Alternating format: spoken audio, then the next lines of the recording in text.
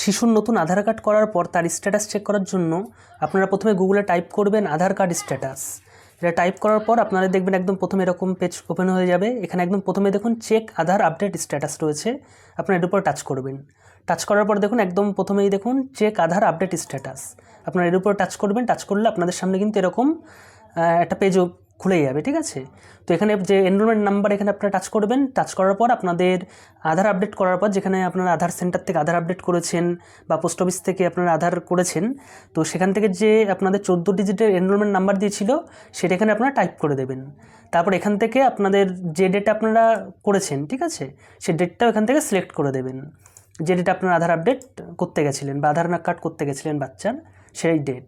আর এখান থেকে টাইম, এই টাইমটাও কিন্তু যে আধার সেন্টার, আধার এনরোলমেন্ট সেন্টার, ওখান থেকে কিন্তু এখানে দিয়ে দেবে।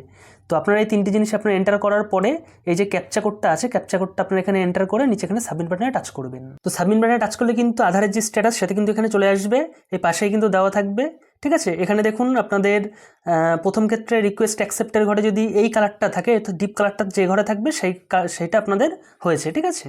তো এই যে ডিপ কালার, এটা যদি আপনাদের রিকোয়েস্ট অ্যাকসেপ্টের ঘরে থাকে তাহলে এই স্টেজে আছে। যদি ভ্যালিডেশন স্টেজের ঘরে থাকে ডিপ কালারটা, তার মানে তখন আপনাদের এখানে লেখা থাকবে your Aadhaar enrolment request is under process, ঠিক আছে, please check again after few days. তো তখন আপনাদের কিছুদিন পরে আবার ট্রাই করতে হবে এইভাবে চেক করার স্ট্যাটাস। আর যখন এই ডিপ কালারটা কমপ্লিটের ঘরে চলে আসবে তখন কিন্তু আপনাদের আধারটা জেনারেট হয়ে যাবে। দেখুন এখানে দিয়েও দিয়েছে your Aadhaar has been generated, ঠিক আছে। এবং আপনারা কিন্তু চাইলে অনলাইন থেকে আধার ডাউনলোড করে নিতে পারবেন। এছাড়াও আপনারা যদি নাও করেন তাহলেও কিন্তু আপনাদের মোটামুটি মাসখানিকের মধ্যে পোস্ট অফিসের থেকে আপনাদের বাড়িতে আধার কার্ডটা চলে আসবে, ঠিক আছে, পোস্ট অফিসের মাধ্যমে চলে আসবে। তো এই হলো ডিটেলস।